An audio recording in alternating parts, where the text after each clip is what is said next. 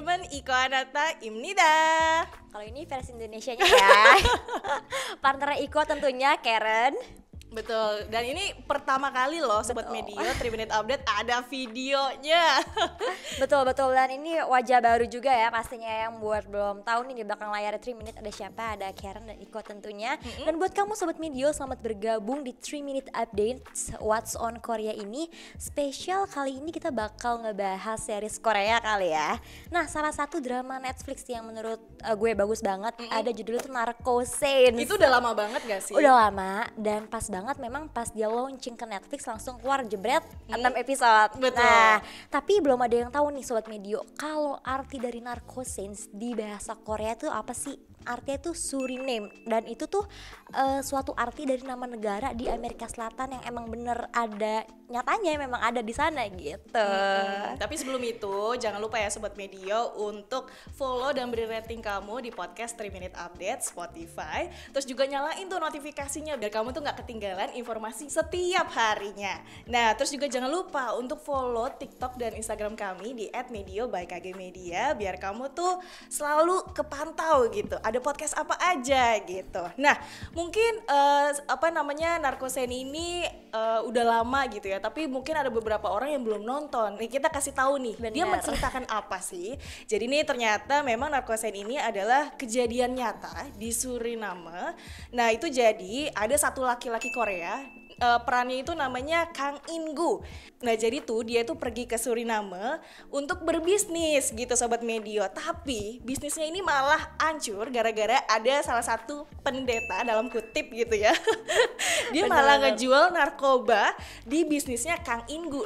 Makanya itu jadi hancur lah bisnisnya gitu. Terus ada juga tim intelijen Korea yang dia tuh meminta Kang In-gu gitu ya untuk menangkap si penjual narkoba ini. Nah, film Narkosen ini disutradarai oleh pembuat film terkenal Korea Yoon Jung-bin.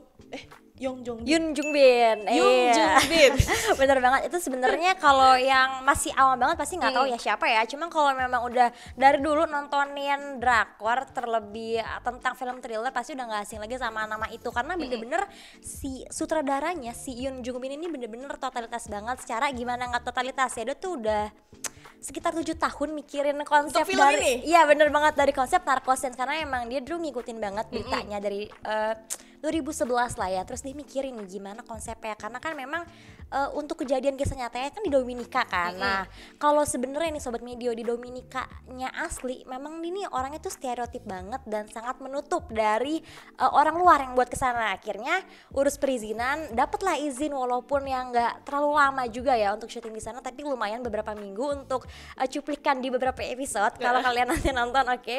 Terus tapi nggak berlangsung lama, tapi dari situ sempat break dulu sebenarnya Narcosins-nya, sampai si sutradara ini si Yoon Jung-bin-nya nih mikirin gimana ya supaya gue bisa lanjut lagi nih syuting. Akhirnya dia berlibur lah ke Pulau Jeju nih. Nah, tiba-tiba dapat ilham nih dia. Gue dapat ide deh. Tetap syutingnya di Korea dilanjutin, terus dibikin replika di negara Korea yang bener-bener nyerupain sama Dominika itu.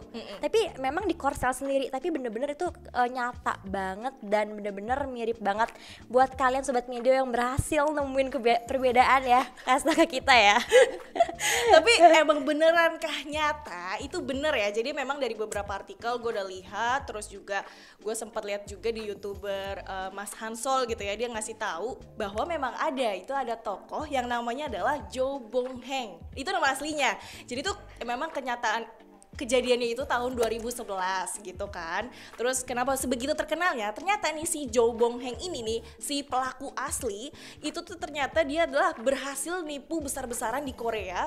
Sampai melarikan, dapat hasilnya tuh 10M won gitu untuk dibawa kabur. Bener. Nah, itu kan sempat bingung kan, nih gue harus kemana gitu. Nah, ya itu dia pergi ke Suriname, terus juga bertemu karena kan Suriname ini tidak ada kerjasama dengan kedutaan Korea gitu. Jadi ya udah mereka bawa kabur uangnya si Jong Bong Heng ini ke sana, seperti itu. Bener banget. Nah, yang udah disampaikan sama partner gue Iko 10M tapi dalam won ya.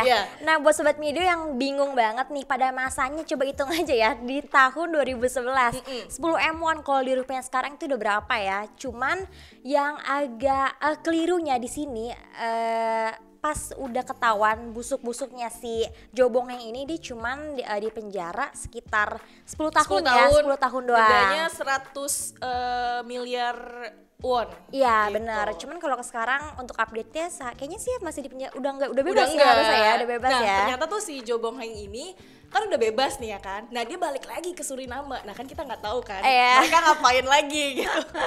Nah kalau ada aksinya lagi siapa tahu akan tertarik untuk saudara Yoon Jung Bin, siapa tahu ya untuk next ya. Cuman semoga nggak ada lah ya. Betul. Nah tapi di beberapa adegan si narco scenes-nya ini ya, tapi kita nggak mau spoiler nih ya di episode berapa. Di beberapa adegan ini ada campur kejadian Jim Jones. Nah buat yang belum tahu, ini tuh ada suatu gereja, namanya tuh gereja Eunhye.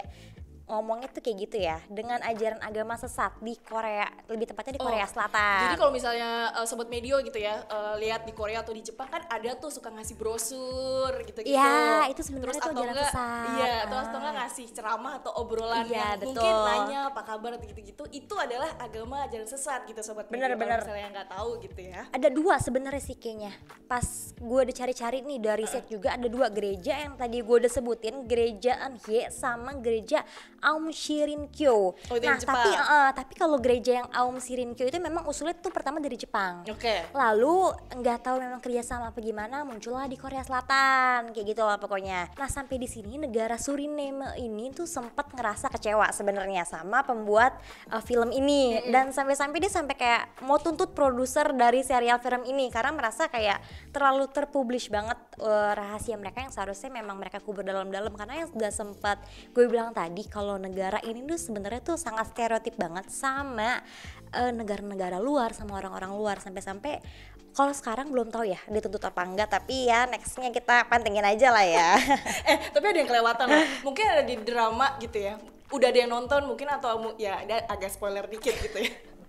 Ada jadi si pelakunya ini, si pendeta ini kalau di film itu, atau nggak nama aslinya adalah si Jo Bong Heng ini, itu tuh dia ternyata memang punya link ke pemerintahan sama Suriname gitu, dari militer, terus dari presiden, makanya dia tuh tahu siapa aja yang akan datang, list namanya gitu. Bener. Sampai kalau di Amerika mungkin sebutnya CIA, kayak FBI, dia tuh udah kenal banget sama orang dalam yang seluk-beluknya buat apa sih sebenarnya. Ini buat nyelupin narkoba sampai ke kapal ikan ya, atau ke pasar ikan, dia sampai nyelundupin ke sana sampai bener-bener supaya memang nggak ketahuan banget sampai terkubur gitu Sobat Medio. Agak serem ya.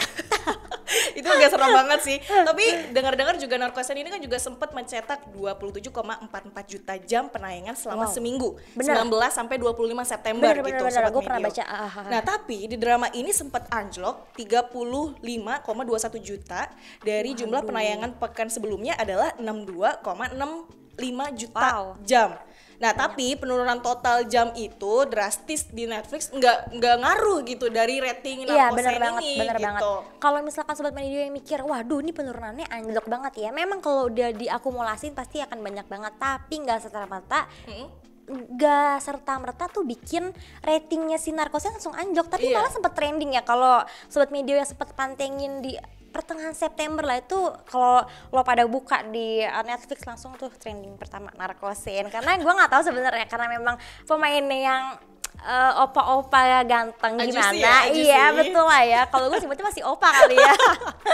Enggak. Tapi kalau misalkan Sobat Medio tahu, karena ada salah satu karakter yang gue nggak usah spoiler lah ya, bener-bener mungkin ajusi buat kita kaum hawa yang sempet main di Money Heist versi Korea yang jadi Berlin. Udah tau lah ya siapa, gue nggak perlu sebut lagi. Park Hae-seo lah tuh, gue udah sebut deh. Buat kalian Sobat Medio mendingan nonton aja cepetan, karena kita nggak mau spoiler banyak-banyak biar lo semua juga ikut penasaran. Mungkin ada yang kurang boleh ditambahin kolom komentar ya Sobat Medio. Bener banget. Nah terus dari kira-kira yang udah disampaikan sama partner gue ini si Iko, dari penurunan total jam tayangnya ini kira-kira tuh merosot jauh ke bawah, terus mungkin nggak karena banyak yang protes atau dari pemerintahan Suriname-nya, atau mungkin dari netizen Koreanya atau netizen. Kalau menurut gue kayaknya ada konspirasi juga sih sama Suriname. Mungkin ya kalau dari gue mungkin tahu banget kita. Komplain atau gimana, who knows, atau Sobat Media yang punya insight lainnya boleh share ke kita, boleh banget lewat DM di @mediobkgmedia atau boleh langsung kirim email kita. Di mana emailnya Iko? Di podcast@kgmedia.id. Terus Betul juga di kolom banget. komentar ya, tambahin aja mungkin ada yang kurang atau mungkin ada info-info baru. Bener. Gitu. Jadi tungguin episode What's On 3 Minute Update. Sampai jumpa di minggu depan. Dah. Bye.